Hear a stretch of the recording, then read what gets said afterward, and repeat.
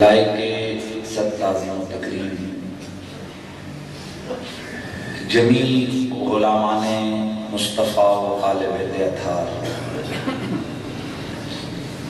اللہ تعالیٰ کا لاکھ لاکھ شکر ہے کہ اس مالک کونین نے مجھے اور آپ کو اپنے نبی کی اہل بیت کا نوکر بنا کے رکھا۔ آمنہ مسجد ہر طرف شہرت اس مسجد کی ہے کہ یہاں آل نبی کے ذکر بڑے پیارے سے، اس لیے اس فقیر کی کوشش ہوتی ہے کہ ہر دفعہ نیا مواد لایا جائے، نئی سے نئی تحقیق پیش کی جائے اور یہ بتایا جائے کہ آل نبی صرف 10 روایتوں والے نہیں، جیسے مولویوں نے صرف 4 یا 5 یا 10 روایتیں آل رسول کے حصے کی رکھی ہوئی ہیں اور انہی کو آگے پیچھے کر کے پیش کیا جاتا ہے۔ خدا کی قسم آل بیت اطہار کی وہ عزت، وہ شان، وہ احترام ہے کہ اگر ایمان دل میں موجود ہو تو اللہ کی قسم انسان کا سر جھک جھک کر قدموں سے لگ جاتا ہے احترام و شان آل بیت کے ساتھ۔ گرامی المرتبہ حاضرین، قرآن مجید برہان رشید میں اللہ تعالیٰ ارشاد فرماتا ہے قُلْ لَا أَسْأَلُكُمْ عَلَيْهِ أَجْرًا إِلَّا الْمَوَدَّةَ فِي الْقُرْبَى۔ مشہور آیت ہے، صرف عنوان کو آگے چلانے کے لیے اس آیت مبارکہ کا سہارا لیا ہے کہ اے میرے محبوب آپ خود فرمائیں کہ اے مخاطبین قرآن، اے میرے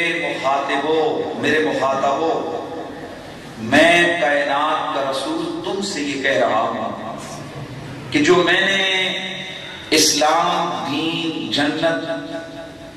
نعمت کی صورت میں نے تم پہ کرم کیے، میری وجہ سے تمہارے لیے جنت کے دروازے کھلے، کنتم علی شفا حفرۃ من النار فانقذکم منہا، تم جہنم کے کنارے پہنچ گئے تھے، میرے محبوب محمد نے تمہیں کھینچ کے پکڑ کے باہر نکالا۔ یہ جو میں نے تمہیں جنتی بنایا، یہ جو میں نے تمہارے لیے اشرف امت، کائنات کے سارے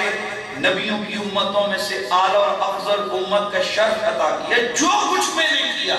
میں اس پر تم سے کچھ بدلہ نہیں مانگتا، الا المودۃ فی القربى، اور اگر تم مجھے کچھ دینا چاہو، اگر تم مجھے کچھ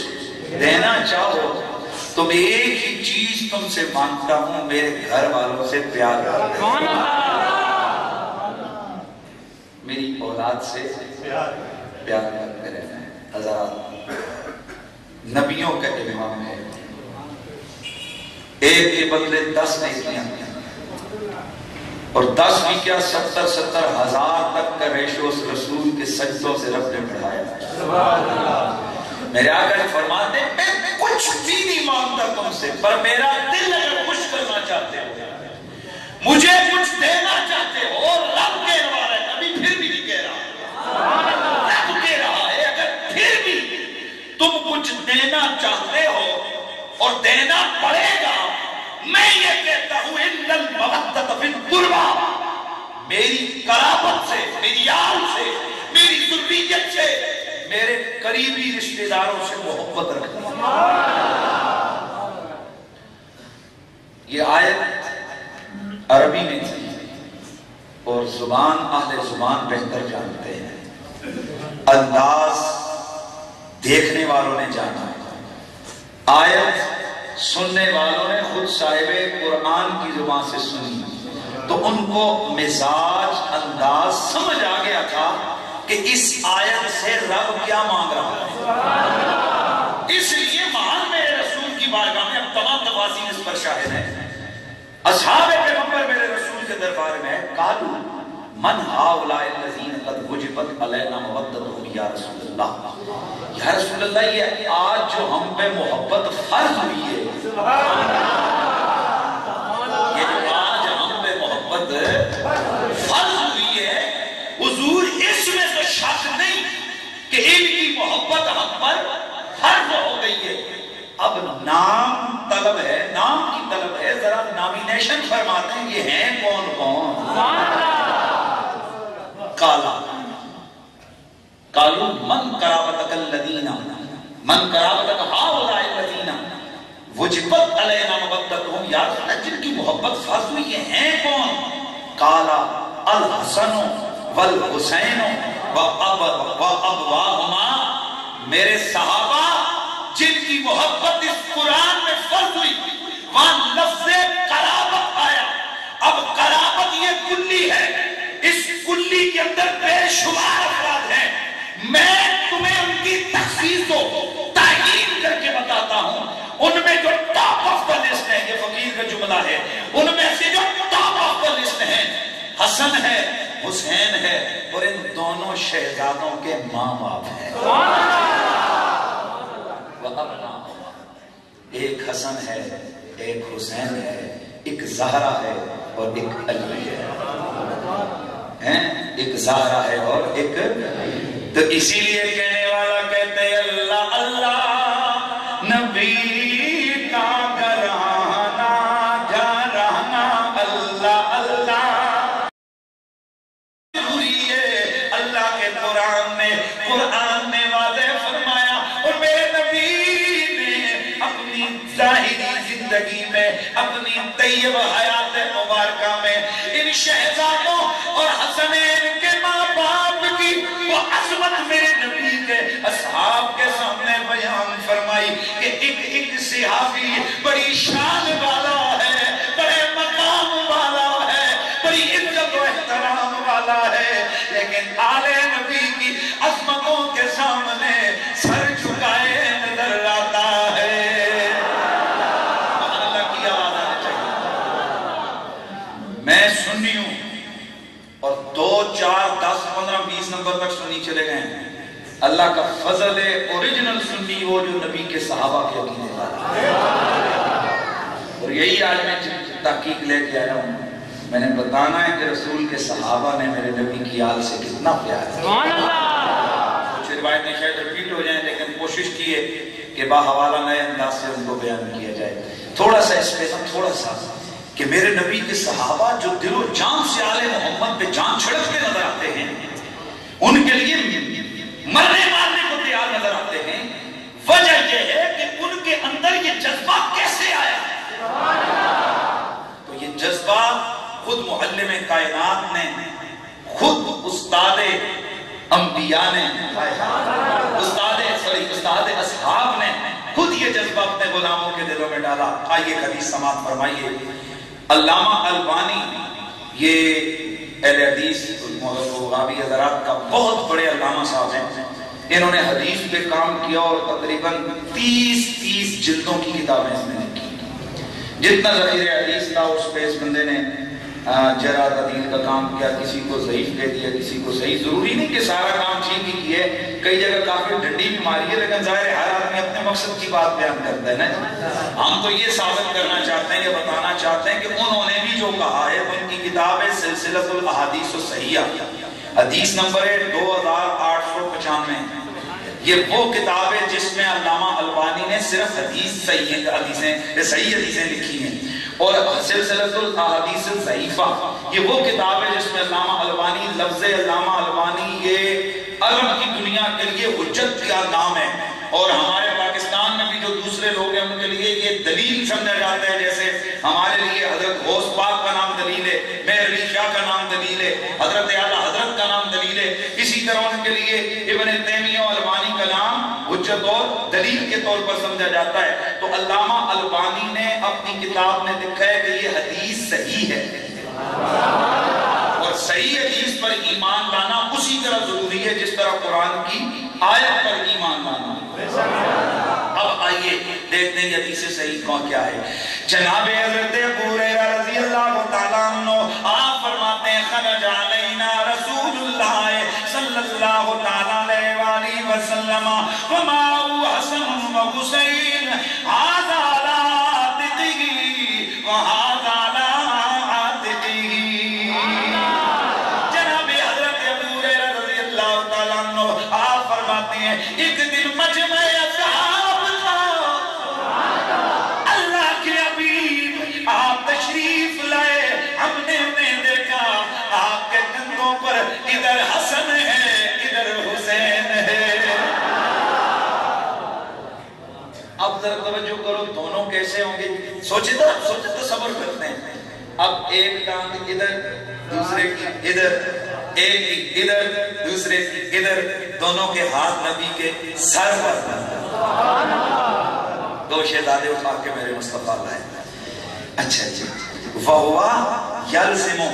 هَذَا مَرَّةً وَيَلْزِمُ هَذَا مَرَّةً۔ اللہ کے رسول کو ہم نے دیکھا آپ کبھی اس کو چھومتے اور کبھی اس کو چھومتے، کتنی بڑی بات ہے، آپ کبھی اس کو چھومتے اور آپ کبھی اس کو چھومتے، حتی انتہا الینا، یہاں تک کہ ہم ان کو دیکھتے رہے، وہ چومتے چومتے آ رہے ہیں، یہاں تک کہ ہمارے سامنے آ گئے تو فقال لہ رجل،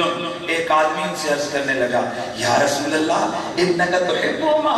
آپ اس سے پیار کرتے ہیں دونوں سے، آپ ان دونوں سے پیار کرتے ہیں؟ میرے رسول نے ہاں نہ نہیں کیا، ہاں نہ سے بھی اگلا درجہ بیان کیا، قال من احبہما فقد احبنی ومن ابغضہما فقد ابغضنی یعنی الحسن والحسین۔ میرے مصطفیٰ کریم نے، میرے آقا حضور نے فرمایا او میرے صحابہ سن لو، جس نے ان سے پیار کیا اس نے مجھ سے پیار کیا، اور جس نے ان سے بغض رکھا اس نے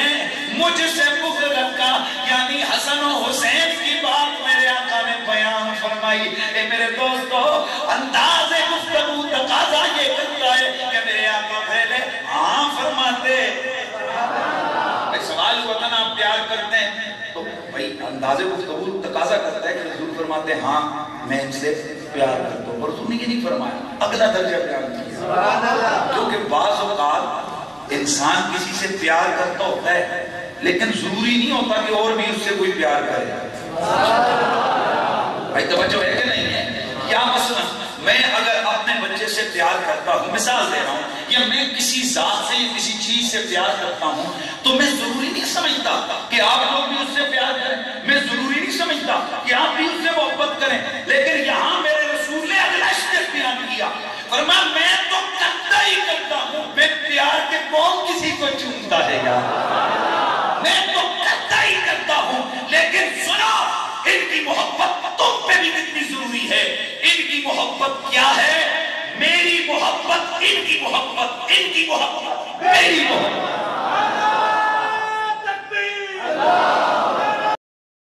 اس گھرانے میں اس میں حسنین، اس گھرانے میں مشکل، جناب حضرت جابر رضی اللہ تعالیٰ عنہ میرے آقا حضور کے غلام ہیں، آپ فرماتے ہیں ایک دن آقا حضور منبر پہ بیٹھ گئے، منبر پہ بیٹھ کر ترمذی میں موجود، ابو داؤد میں یہ حدیث موجود، نسائی شریف میں موجود، اور البانی کہتا ہے اس کی سند جید ہے، اس کی سند جید ہے، یعنی سند کے اعتبار سے اس حدیث پر کوئی انگلی نہیں اٹھا سکتا۔ میرے آقا منبر پہ جلوہ کر گئے، اصحاب پیغمبر فرماتے ہیں حضرت جابر سے مروی ہے کہ حضور ہمیں خطبہ دے رہے تھے، اچانک حسنین تشریف لے آئے، دونوں نے سرخ دھاریوں والی سرخ قمیصیں پہنی ہوئی تھی، ننھے ننھے شہزادے مسجد میں داخل ہوئے، اچانک یہ لڑکھڑاتے گر پڑتے، پھر اٹھتے پھر چل پڑتے، ان کی منزل آمنہ کا چاند تھا، ان کی منزل نبی کا منبر تھا، اصحاب کے مجمع سے آگے گزرتے یہ لڑکھڑا رہے تھے، گرتے پڑتے آ رہے کا خطبہ ترک فرما دیا، جمعے کا خطبہ چھوڑ دیا، آقا منبر سے اترے،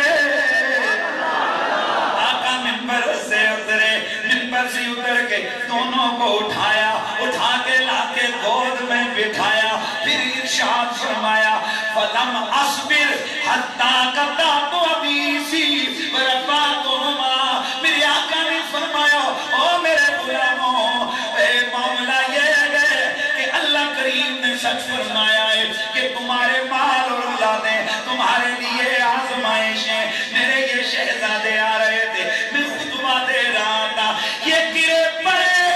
لڑکھڑائے،